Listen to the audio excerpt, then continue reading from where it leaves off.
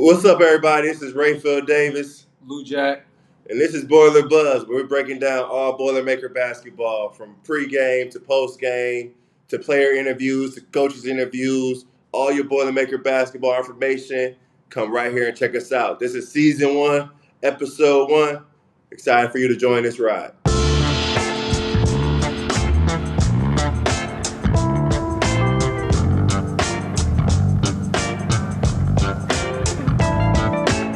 What's up, everybody?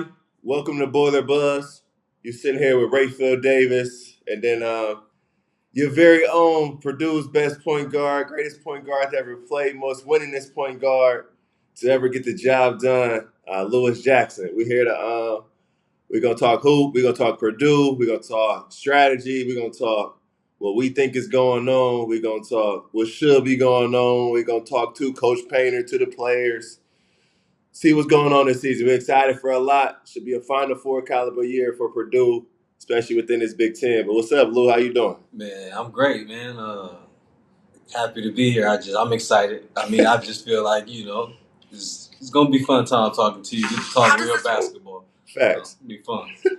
Hey, Lou, how was asking questions at Media Day? What's that was like being on the other side? You've been to Media Day as a player, but now you sit on the other side at Media Day. You, Aaron Craft, Tim Frazier, guys you play with, guys that are your peers, guys that challenged you on the court, and now y'all all sitting there in media in the crowd challenging other guys together. What's that was like?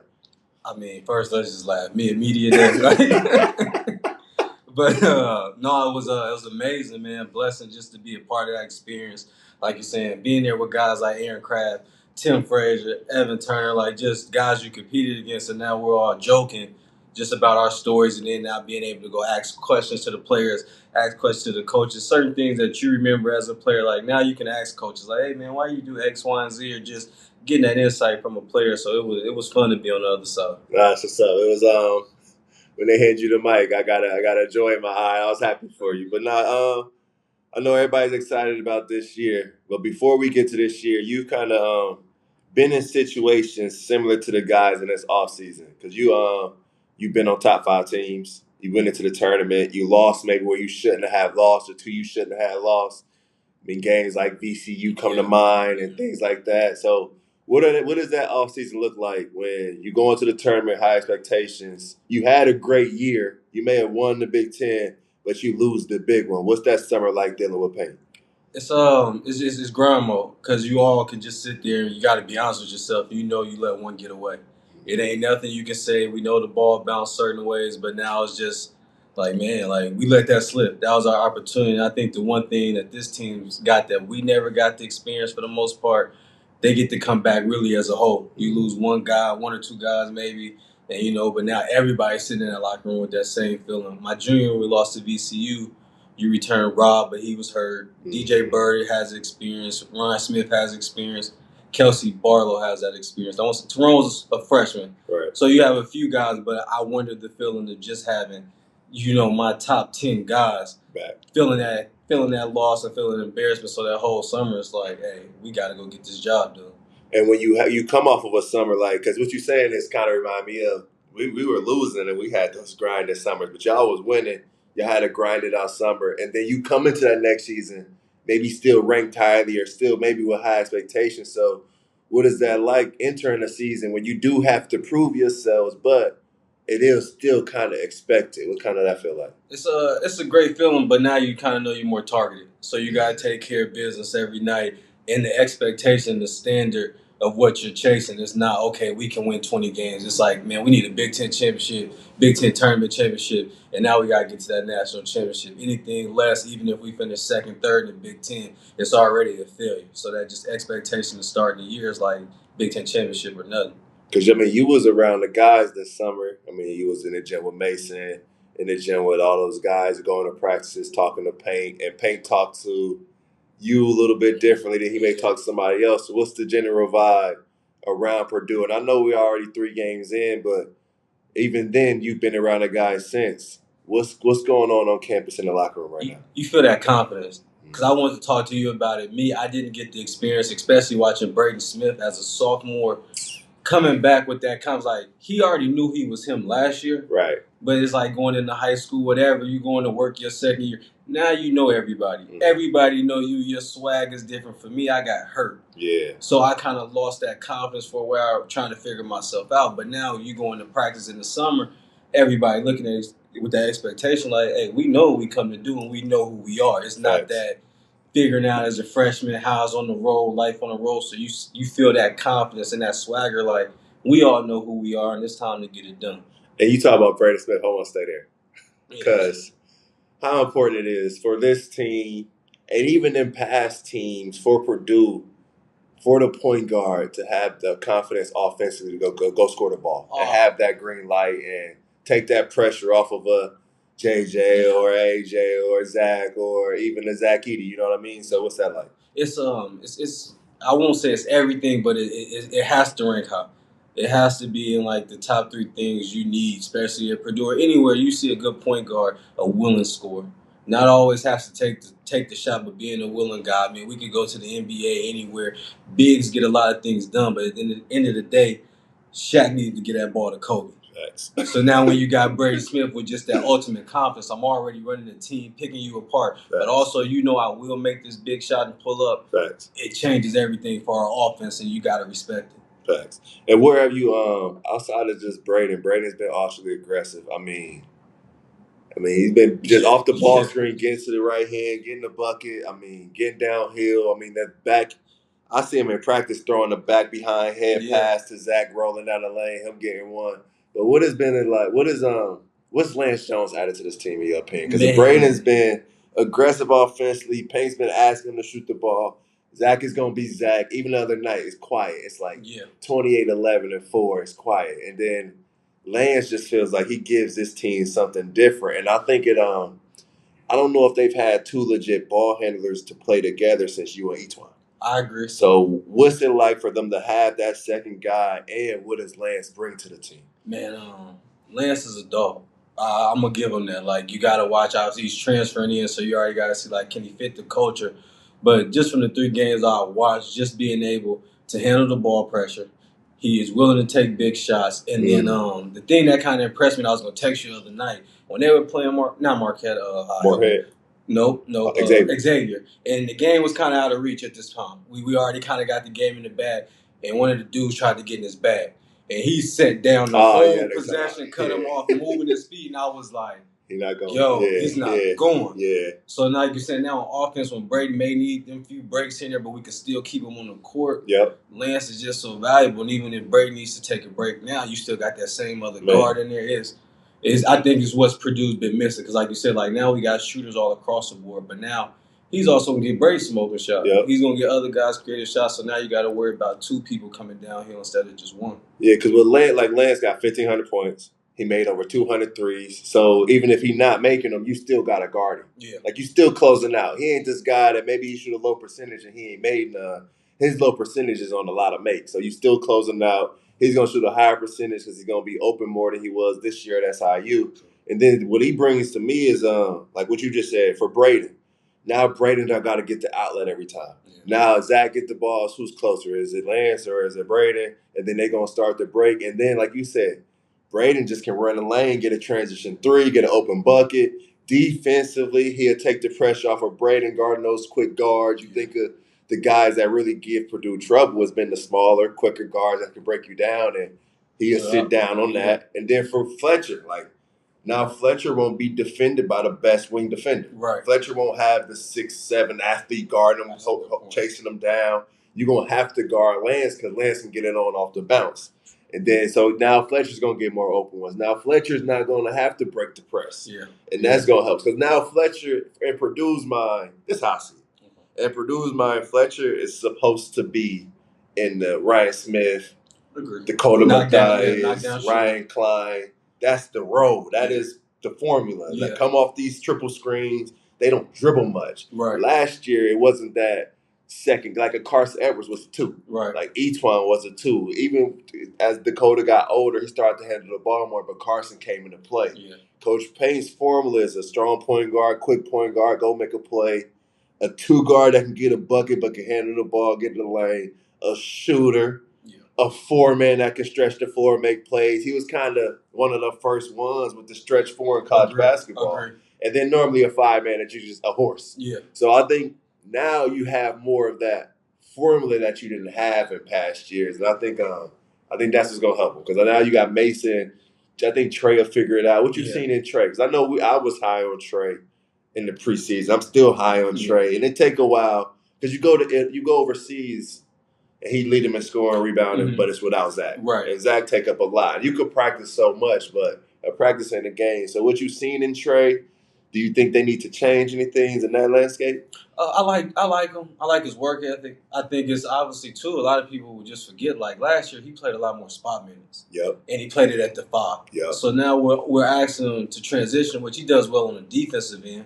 And on the defensive end, guard guys, but even just he's worked hard this summer, shooting the jump shot. He's made shots, and I think people got to understand that's still going to be a progression. Yep. Just to ask him to go play pick and pop for it right now after that switch, it's still got to be bits and pieces there, him figuring it out. But he still gives you a physical presence, and I think I like it from a physical standpoint because I'm still high on Caleb. I like Caleb. But I think, too, it kind of gives Caleb an advantage sometimes, too. Now he's coming off the bench. Now we really get into that pick and pop stretch 4. So I think it gives it a good mix and matchup because he can also guard. Yeah. I think that's the biggest thing. Offensively, he'll figure that out, but we're also asking him to move from the 5 position to the 4 position. It's a lot that quick, but he's handling it from what I can see. How do you feel about it? No, I like Trey. I like him fitting in with Zach. I think it's going to take time. Like you just said, you move in positions because not only are you playing in a position on offense, now you guard the quicker guys. And people don't take that into account sometimes. Like Purdue fans may remember the year Vince Edwards went from the 4 to the 3 when Biggie came. Yeah. And he struggled. He struggled to guard a quicker guy. He struggled to get around a quicker guy offensively. And then that next season, I graduate, AJ graduate. They ended up changing the lineup so much. Ultimately, Isaac goes to the bench. And Vince goes back to the 4. You got Biggie at the 5. So sometimes even Jamison Battle, he went through it at Minnesota last year. So I think that's an adjustment. I think he's another guy that can score the ball. As he gets more comfortable throughout the lineups, throughout the season, he's a guy that can throw it to on the wing, get you 1 or 2 dribbles, go get one, get a putback, things of that sort, and then just a rebounder. Because that's one of Purdue's biggest things, too, because sometimes that's their best offense. True. They're going to clean up the glass. They're going to start the break because now, this season, they go from one of the slowest teams in the country last year to now they feel like one of the fastest teams in the country because they're running. And now even though Zach is going to get 20 and 12, it's not an overly aggressive, I'm throwing it to you every time. He's getting it through the flow of the game, and it just helps so much. How important is it for this team not to be so count post fees, throw it in every single time, and to have those guards make plays? It's extremely important because, like you said, Zach's going to be Zach. But sometimes, let's just say our 3-point shot's not dropping like that game we lost, you know what I mean? Like now, when that's not dropping, but now we getting it off the glass, we running. Now we getting the layup. I love to play with Lance and Cam. Oh, that lie. When the last time somebody threw a lob when you see it, a wing. We out on the wing. Now you think about, you got Morty out there ready to run, Miles Coleman ready to be athletic, like. Even those little plays here and there, just the fact that we can get out and get a quick layup or that lob dunk, the excitement. Matters. Yep. So certain days we might be a bit down. It's like that matters. So to see Purdue being able to get out, and you credit Zach Edey and the big because they do a good job running. Yep. And coaches adjusting to where like, hey, I still let my guys get out and go, but we're not just gonna slow it down, old school paint touches, and let everybody just try to play us in the half court. God, that's real. I mean, that's how you steal baskets because last year they didn't have a way to steal baskets outside of the offensive glass. That was kind of their way to steal baskets. But when you throw everything in the paint, that's tougher. And then they didn't have a guy that get the ball, break you down, go get me one. Yeah. It was either Zach on the block, kick out 3, maybe you catch it. Fletcher had some games where he had dry the lane, but that was getting beat up at times. So now they got Cam Heide. He can make a cut off of a post up. That's important to where I remember Penn State, they used to trap with their low guy. Yeah. Whoever that low guy was, you cut. And now they got a guy that can cut back door that's not just going to go and try to get a layup. He's going to dunk it. And that means something when you got him, Miles Coleman, even a guy like Waddell can go finish. That helps. And then all 3 of those guys can make a shot. Like with Miles Coleman, like I'm telling guys, he may only play 12, 15, 18 minutes, but it's going to be impactful. Like he played 12 minutes of the game. He go 3 for 3 from 3-point line. Yeah. He get out in transition. He excite the crowd. And that 12, 14 minutes of being impactful will be more impactful than another freshman in the league playing 25, 30 minutes, low field goal percentage. Yeah. The team is losing, Yeah. but they averaging more points. True. And True. I think sometimes it takes people to understand that he's getting more out of that because Miles has been a breath of fresh air athletically, a breath of fresh air with his bounce, and then he can make a shot. The jumper is so refreshing. So, I mean, if I'm asking you, Lou, we done named all these players, and we about to wrap up soon, but how do you keep all these guys happy if you paint, or do you even care if they happy? Let's win games. Oh man, I think you never can say you don't care because you need that team morale. But I get what you're saying. Like, I think on the landscape of the board, Payne do a good job talking to players because you got to be real with yourself at this level. It's business. But if we're really being honest, if we're trying to make the NBA, or we're just talking about the top 25, let's just say top 10, the top 10 teams in school. Most of the time, your top 8 players, maybe 9 if you're that good, they can take each other's spot. Mm-hmm. But that's where the competition and practice we get better. But like to a Miles Coleman, to the outside world, people looking, oh, you're a freshman, you should be playing more. Yeah, maybe another program. But now he's behind Mason Gills, all these guys.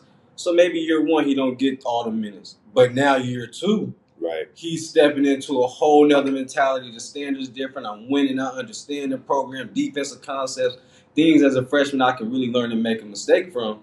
I can do it now. Right. You know what I mean? But it's healthy competition, and he's gonna keep you just iron sharp as iron. I didn't realize I'm rambling, but I didn't realize Jeff T and Ish Smith played together. And when I realized they played together, it's like, what can practice look like? Yeah. You know what I mean? That just made it that much better. Obviously, you hope it's not senior versus senior, but it just is what it is. It is what it is, but it's healthy competition. It's the real world. No, facts. No, facts. I mean, I think about, like you saying that, like Michigan State going through that right now. They got a freshman, Jeremy Fears. They got a senior, AJ Hogard. And something going to have to give. They battling every day. They love each other in the locker room, but you got to go. I can still remember Kendall Stevens coming in. He took my spot. Yeah. But then you battle it, and you get it back. And if you don't get it back, you can't look at coach and say, he screwed me over, his politics. Nah, because like Tommy Izzo said the other day, like, coach is not going to play the guy that's not productive. Like, ain't nobody trying to get fired. Like, you practicing hard, you playing hard, you making shots in practice, and you do what you're supposed to off the court, you going to play in the game. So, I mean, I'm excited for Purdue this year. I think they could win the Big Ten, especially you look at the Big Ten right now. Like, I think it'll be three, 4 teams maybe get a high seed in the tournament. I think I can see Purdue. Michigan State going to figure it out because they got young guys and they're going to grow. Yeah. Illinois, I think, could be right there. But I think those 3 could be like top 4 seeds. And then I think like everybody else, maybe 3 more teams can get in. I don't think this is a year where you getting 10 teams in. I just don't. Agree. I feel like the top is the top and everything else is just what it is. And I feel like Purdue could run away with the league, how they're built, how they're playing, the growing pains other teams are going to have to go through. They could separate themselves early, but among whatever happens in the regular season, what you think the guys are going through in the sense of what we just talked about don't matter. They can win the Big Ten. They can win the Big Ten tournament, but if they lose in the Sweet 16, all hell is going to break loose in the fan base. What you think that pressure would have been like, whereas though it kind of feels like it's Final Four or bust for those guys? It's some guys, they're going to accept the pressure. Like some guys are going to do it and it just you feel for guys in that, but that's where you want to be. That's where you know you reach the highest level of college basketball. So, you know, feel for those guys, but you also want that pressure. So I just think they just got to enjoy every moment of it. And that's the thing. As an adult, you can look back and say, hey, whatever you accomplish at the end, not too many people can do it. But in that locker room, if they don't get to the Final Four, you don't want to hear it. Facts. You know? Facts. No, that's real. And that's a lot of pressure because it is the year to do it. They got everybody coming back like you just said. That's not happening in college basketball. And then when Purdue loses a piece, like we can both understand why B. Newman transferred. I think everybody out there, you don't look at B. Newman and be like, I don't get it. Like everybody got it, so that makes sense. And then they bring all these guys back. You add in Cam Heidi, Miles Jones, that athleticism. This is a good year to do it. I think they can get to a Final Four. And then I'm impressed with Coach. Even after this year, in this landscape of transfer portal, NIL, all this stuff, my guy went out and got a six-player high school recruiting class. Got Big Dog son. He couldn't miss out on both Big Dog sons. So made up for that. I'm excited. I'm excited for Purdue basketball. I mean, because they got another 7'3" guy coming in. They That's got crazy. another 4-man coming in. They got another shooter coming in. They got 2 guards coming in. It's the formula. It's Payne has got to a place where he's not necessarily caring about what people are saying. He understands he can evaluate talent just as good as the rankers on 247. I mean, when you think about it, fans are saying, why can't we get a 5-star? Why can't we get this, that, and third? When I would trust Payne's ranking ability I would be a little biased. bit higher than I'm a little biased. You know what I mean? He's So better at finding that 50 to 100th ranked yeah, guy. because look at Jay Knivey. Jay Knivey was what, 80th? I mean, I think H.J. Hogarth was ranked higher than Jay Knivey. I think Matty Sissoko was 40th in that class. You know what I mean? All those guys. And he's number 3 pick in the draft. So, I mean, Zach Edey was ranked 400. Right. One of the top players, the best player in the country. So, I mean, I trust it. I think what Payne is doing, he's doing things the right way. And we heard Conzo say it at the fundraiser. It's hard to do this job and not cheat. And I think with Purdue, we got a good one. We got a good coach. We got a good uncle. We got a good father figure. You got to be happy with that. Turnover. Facts. You go from Katie to Payne, and then Payne's looking at my son the other day. He's like, I'm not gonna be here for you, but I help pick the one that is. So it's like somebody that like to keep the chain going. So I think Purdue in a good spot. You happy where Purdue at? Oh, I'm happy. You got to be crazy if you're not happy. Like realistically, look at every year. Yeah, facts. You know what I mean? Look at what's really getting done. It's hard to win a national championship, but the longevity, and now you got actual stability and standards. Purdue basically is a brand now. It's sexy. More. Yeah, I'm not trying to figure out who we are. We are a brand, and this new generation with young kids to where Purdue used to be old school. I feel that. Because now I'm in Atlanta, and they're like, "Oh, you went to Purdue?" And I was wearing the same Purdue hoodies, the same dry fit 6 years ago when I moved, and now it's Matt Painter was your coach. You went to So now I think we're at a point where me and John Noctis used to talk about this. We used to say, like, especially the pregame music, like just some of the stuff. Now Purdue is more of that sexy school in the Big Ten. You gonna go to Purdue? It's one of those. It's an honor to get a Purdue offer, and I think fans gotta understand that. Somebody told me when I was in school, "Is Purdue Ivy League?" Like